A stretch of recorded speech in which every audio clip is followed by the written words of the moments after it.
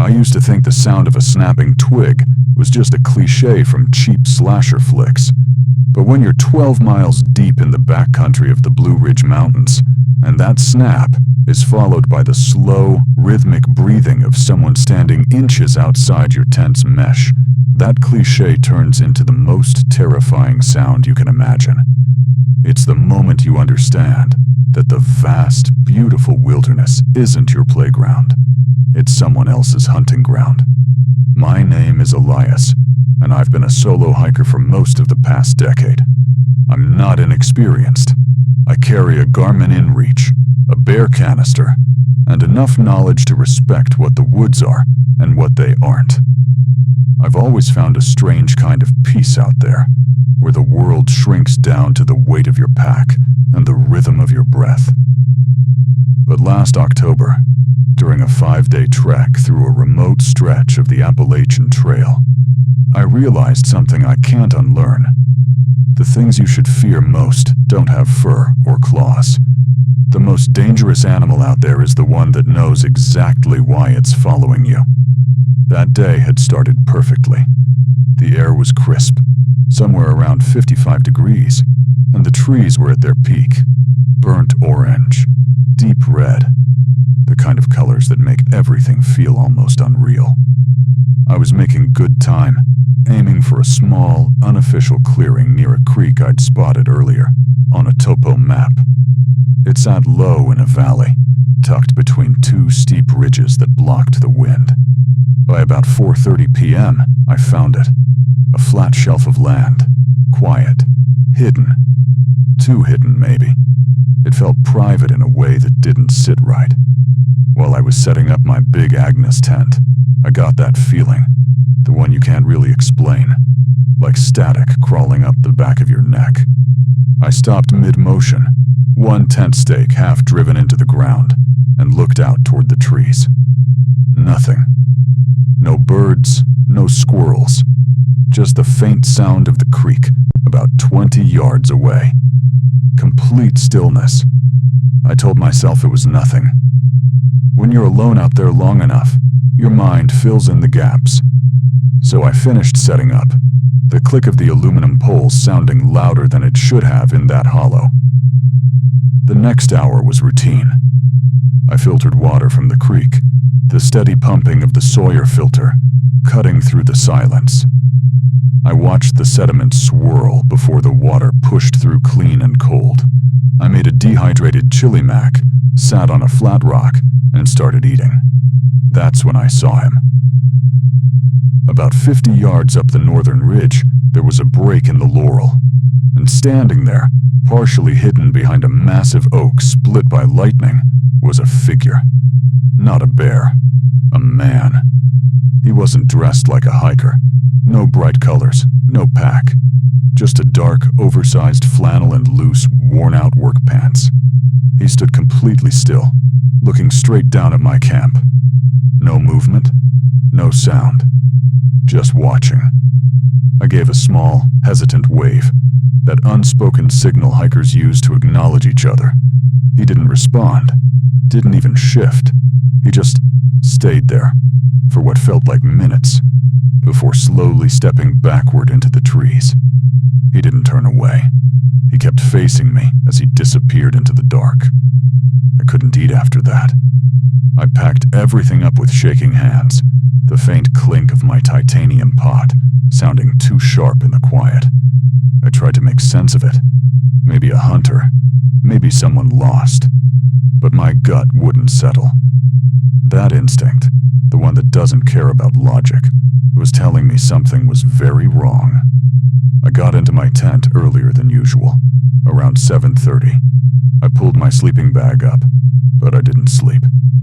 My headlamp stayed within reach, along with my trekking pole. Useless, probably, but it felt better than nothing. Eventually, I turned off the light and lay there in total darkness. At night, the woods usually have a rhythm, wind through the trees, insects humming. It's never completely silent. But around 11:15, everything stopped. Not faded. Stopped. Like someone flipped a switch. No wind, no crickets. Just this heavy, suffocating silence. Then I heard it. A faint crunch. Dry leaves under weight. Another. Slow. Deliberate. The sound was coming from the creek, moving closer. Each step careful, but not careful enough to hide it completely.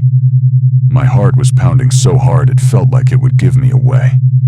I didn't move. I barely breathed. The footsteps stopped right outside my tent. Through the thin nylon, I could see the outline of someone standing there, their shape barely visible in the dim wash of moonlight. I could hear their breathing now, slow, wet, controlled. Not tired, not rushed, just steady. Then came the sound that froze me in place. A slow scritch, like a fingernail dragging across the rainfly. It moved across the fabric, searching, pressing, testing. I stared up, watching the slight indent where the pressure came down. My hand moved blindly toward my bear spray, fingers fumbling in the dark. And then, I knocked over my metal water bottle. The dull thud felt deafening. The scratching stopped instantly. "I know you're awake. I just want to see what you have in there." I couldn't respond. My throat had locked up completely. I gripped the bear spray tighter, thumb ready on the safety. Without warning, the tent wall slammed inward as he kicked it. "Open it!" he hissed, the calm gone now. Then I heard it, the unmistakable click of a folding knife locking open. That was it. I knew I couldn't stay. A tent isn't protection. It's a trap. I didn't think. I just moved. I grabbed my boots and my headlamp and tore through the zipper, ripping the vestibule as I forced my way out into the freezing dark. I ran, straight toward the southern ridge, away from where I'd seen him earlier. I didn't look back. I couldn't.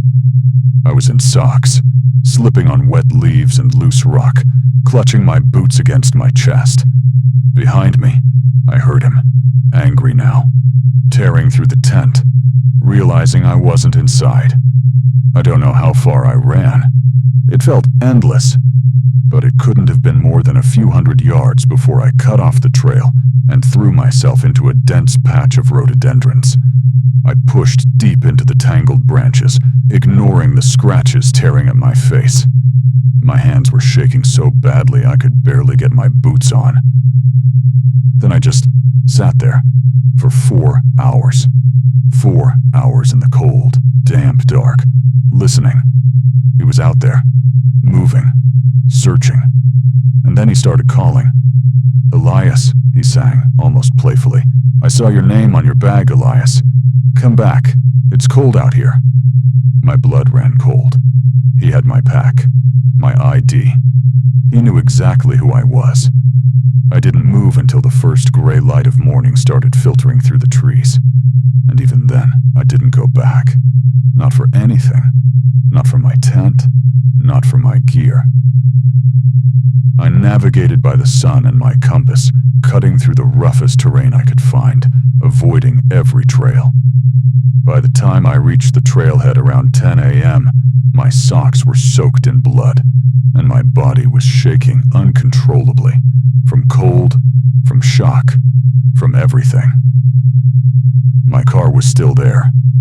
I got in, locked the doors, and started to back out.